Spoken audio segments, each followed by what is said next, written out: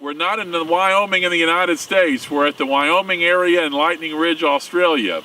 And this is an area of opal fields. Bob, tell us what makes up the Wyoming area. Well, the Wyoming is named after the area is named after the property that it's on, Wyoming. And in Wyoming we have one of the first fields drilled that was found with using the 9-inch drill.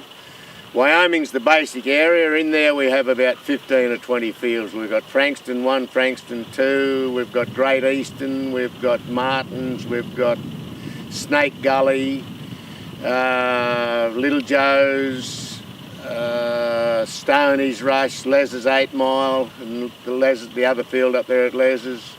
Probably makes up about 15, 18, maybe 20 fields altogether.